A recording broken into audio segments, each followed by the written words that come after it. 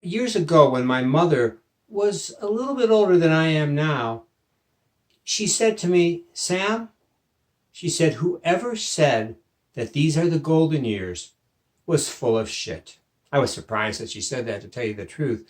But at that time, she was experiencing increasingly significant problems with her memory.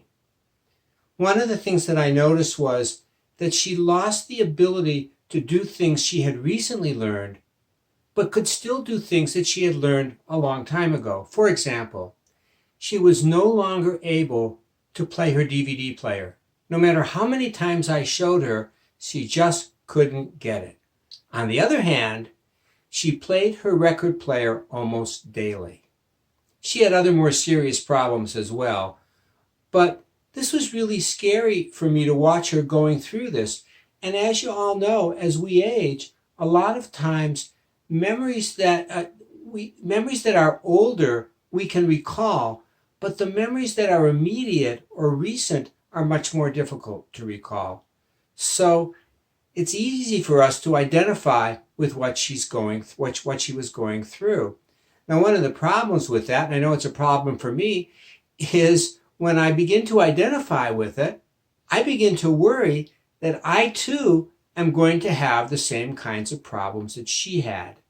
And that's really a bad idea for me to think that way, because once I do that, that's what we call a negative self-fulfilling prophecy, which means it's a bad thought that can become reality and make things even much more worse.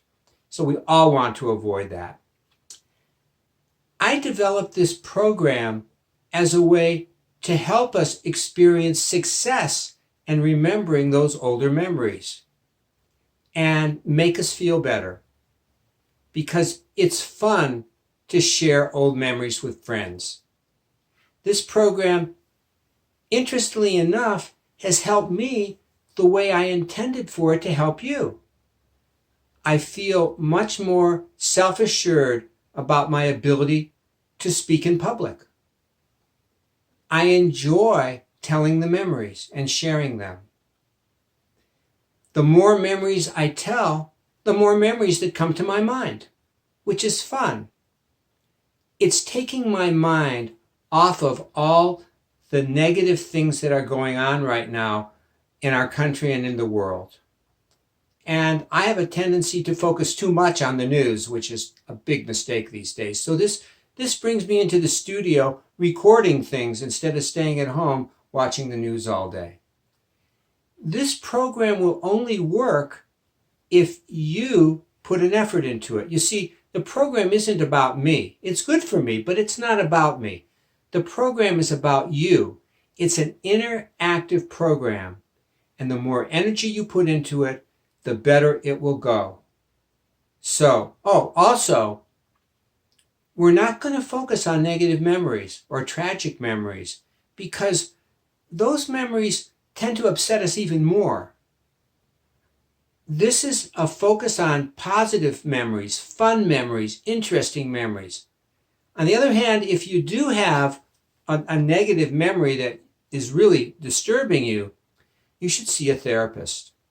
I can't do therapy with you. I don't even know you. This is something that you need help with, and it's good to get professional help. So remember, it's about positive memories. Now, after I share my memory, I'm going to challenge you to come up with memories on the same topic. So for example, if I share a memory about my family, which is what I'm going to do today, I would like you in the next session to share memories about your families as well. Again, the more energy you put into it, the better you'll feel. Now, the memory that I'm going to share today is called Surprise Night of the Round Table. In my house, I was never allowed to have any major pets until my 10th birthday. Up until then, I was only allowed fish and an occasional turtle. Mostly fish. I had a lot of fish and a lot of guppies. Most of them died. I wasn't very good with them. But my mother refused to allow me to have a cat because she thought that cats were satanic. And she did not want a satanic animal in our house. On the other hand, she didn't want dogs either. And her excuse for this was that her sister, my Aunt Sally, visited once every 2 years. Now, my Aunt Sally lived in Albuquerque, New Mexico. So every 2 years, she'd come for a month or two during the summer and stay with us. And my Aunt Sally was very allergic to dog fur. So my mother decided that we could never have a dog in the house because her sister might get ill when she came to visit. So no pets except basically fish. Now, on my 10th birthday, my parents went out and they bought me a little baby parakeet. And it was adorable. And I named the parakeet Surprise, Night of the Round Table. An interesting thing happened on the night that I got the bird, that I received this gift. My father's first cousin, Maynard, came and visited us. And my dad told him that they had bought a parakeet for me. And Maynard looked at my dad and he said, "Why didn't you talk to me?" He says, "My car's parked outside and I have an entire trunk full of parakeets because I give them away at the carnival." You see, Maynard was a carny. Maynard came from a family where one of his brothers became a lawyer, one became a doctor, and Maynard became a carny. And what's interesting is that not only did he become a carny, he was probably one, if not the most successful carny in the United States. He ended up owning all of the carnival concessions at Excalibur and Circus Circus in Las Vegas, and was quite famous. And that is the story of my pet parakeet.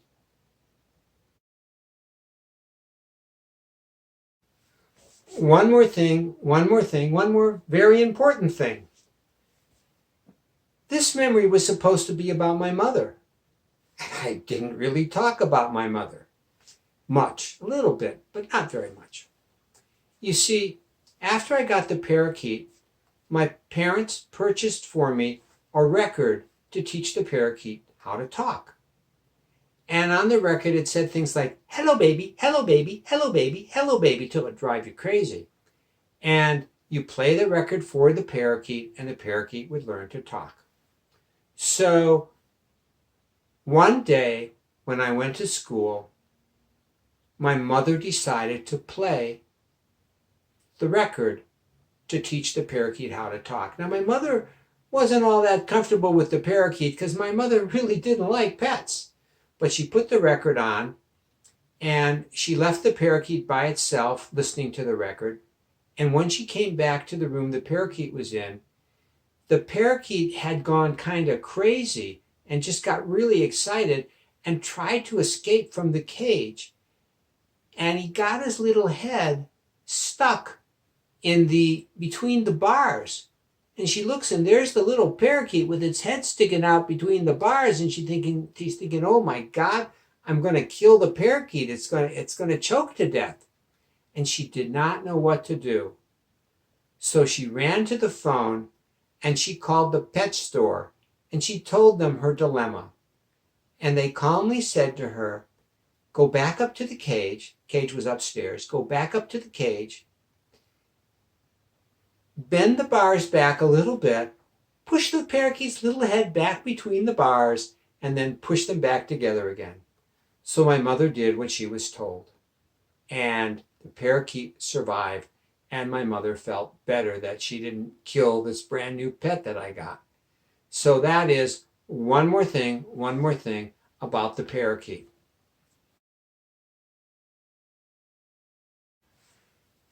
One more thing about the parakeet once again.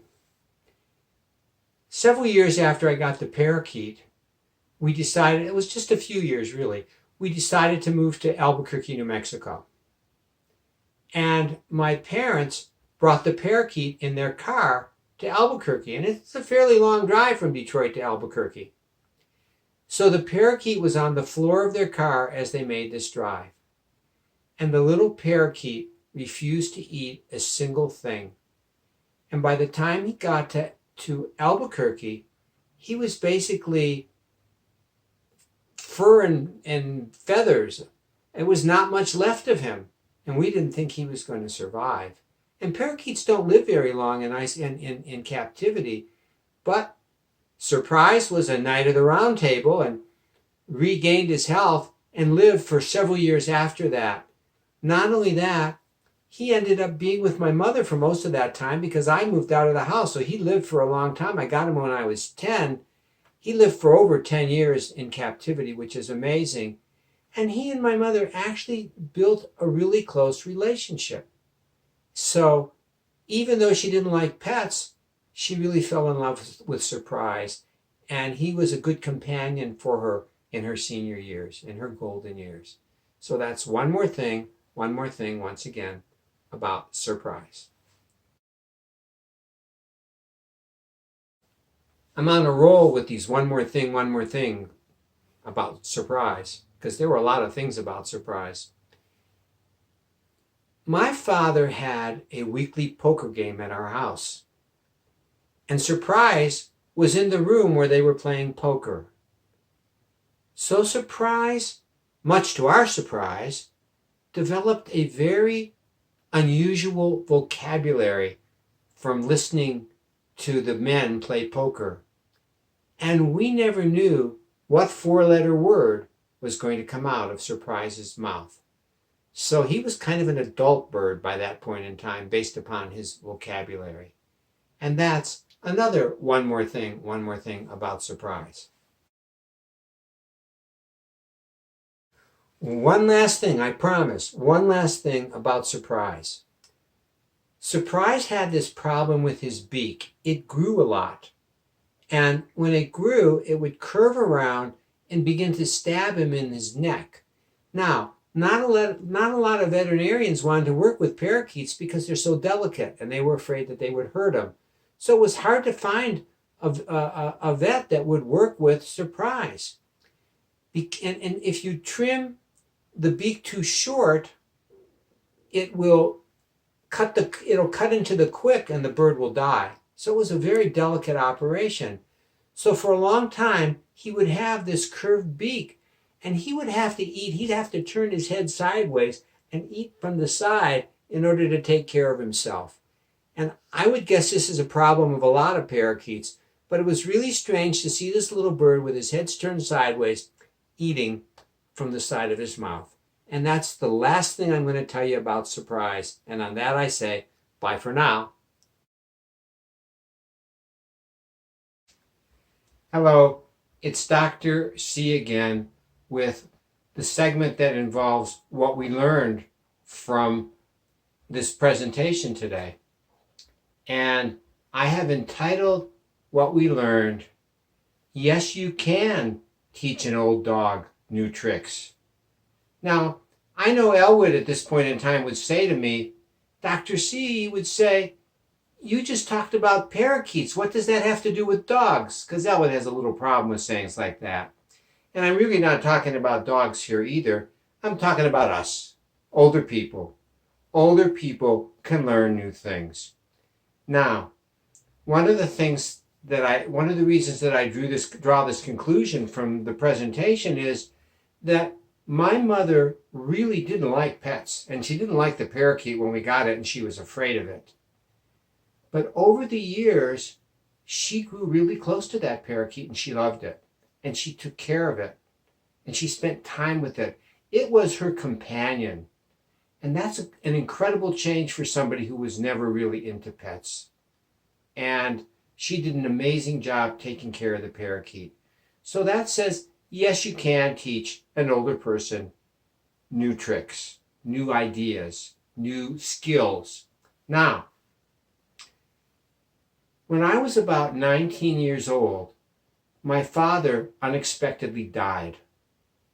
And this was a big shock to me. It was a big shock to our entire family, particularly my mother. But my mother showed her resilience and her ability to learn new things at this point in time. First of all, a woman came to stay with us. And this woman had been my sister's journalism teacher in high school, and she really wasn't much older than my sister. And everybody thought that she came to our house in order to take care of my mother during this difficult time. But that wasn't the story at all. The woman was addicted to aspirin, and she would go through a bottle of 100 aspirins within a day or two. She took aspirins constantly, and that's not healthy for you. And she came to stay with my mother so that my mother could take care of her. So she wasn't taking care of my mother was taking care of her, and my mother helped her. Even during this difficult time, my mother rose to the occasion and helped this woman recover from her aspirin addiction. That's the first thing that happened. The second thing that happened is that my sister was planning on getting married, and it was all ready to go. And my mother put together a wedding for her, despite everything that she was going through. She hosted the party, she paid for the wedding, we flew in, and it was really very nice. And a lot of our relatives were amazed that my mother was able to do this at this time. Then, I have to tell you that throughout my childhood, my mother never worked outside of the house. She was a wonderful housewife and mother, but she never had a job. She hadn't had a job since she was a teenager. But after my father died, my mother fairly quickly thereafter got a job working at a gift store, at a clothing store actually. And she worked there for a few years. And then she had a little bit of money that my father had left to her. And she informed my aunt and uncle that she was going to take this money and use it as a down payment on a gift store in a Holiday Inn on the outskirts of Albuquerque. And my aunt and uncle said, don't do that. My aunt and uncle had owned a jewelry store in Albuquerque for years, and they knew how difficult being in business was. And they told my mother, please don't do that. You'll probably lose the money. You'll know absolutely nothing about running a store. Don't use the money that way. Keep it for later. And my mother bought the store, put the down payment on and bought the store. And I had the fortune of working with her in this store for years and helping her with it and watching her grow in this situation. She managed the store beautifully. The store was so well known that people would come to that Holiday Inn from other parts of the country because they wanted to go to the store. And she sold beautiful Indian jewelry, including my bolo and this bracelet, and not this one, but I learned about Indian jewelry, but the bracelet and the bolo came from my mother's store. And she had famous customers. One of them was Burl Ives, and I don't know how many of you remember Burl Ives, but Burl Ives was the man who sang Frosty the Snowman. And he also did a lot of work for Disney, sang a lot of other songs, and did a lot of acting. And he was quite famous, and he lived near us in Santa Fe, outside of Santa Fe. But the most famous person who came into the shop was Muhammad Ali. And Muhammad Ali really enjoyed shopping at my mother's, and my mother was thrilled to have him in her store. And she even said to me, she says, you know, he was the nicest man ever. Just a regular person and friendly. She said, and then when the reporters came into the store, his entire behavior changed and he became Muhammad Ali that we were familiar with on television.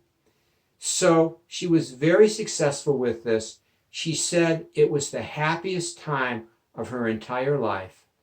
And I have nothing but respect for her. So here it is on Father's Day, and I'm talking to you about my incredible mother who rose to the occasion, spent money to put me not only through the rest of my college, but also through graduate school until I got a PhD.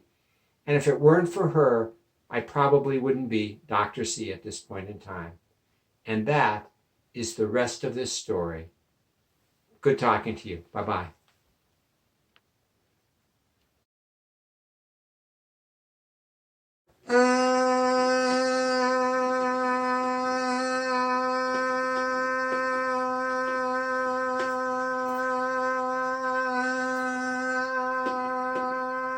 My name's Elwood. I'm Dr. C. I need Wood. Real flesh, that's me. Psychologist. And Doctor Who are here because we care for you. Very good, Elwood. Thank you, Dr. C. That was an interesting story you told about the parakeet.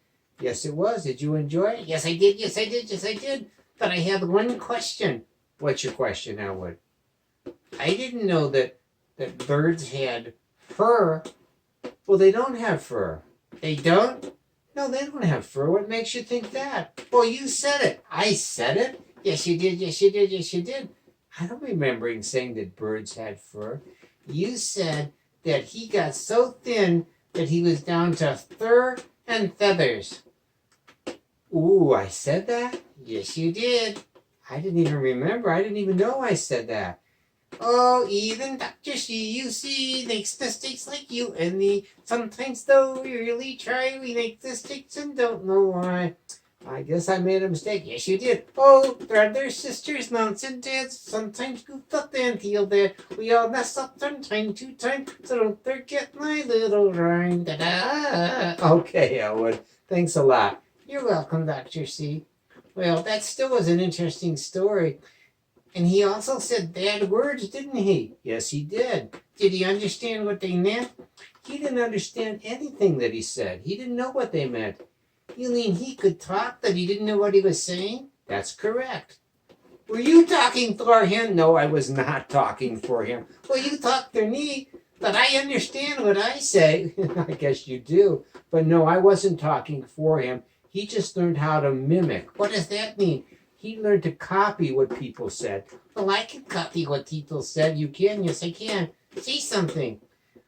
The moon in the sky is very high. The moon in the sky is very high. Okay, you mimicked me. So you're not only a puppet, you're a mimic. Well, thank you, Dr. C. Do you have anything to say before we stop? Yes, I do. Yes, I do. Yes, I do. Okay, so now it's time for Elwood's last word. Hi there, it's Elwood here with a poem for you guys. It's called Surprise, and I wrote it. Young Dr. C had a parakeet by the name of Surprise. He was really quite cute, but not very wise. But Dr. C didn't remember that birds don't have fur, so that makes me the smartest, and of that I am sure. The end.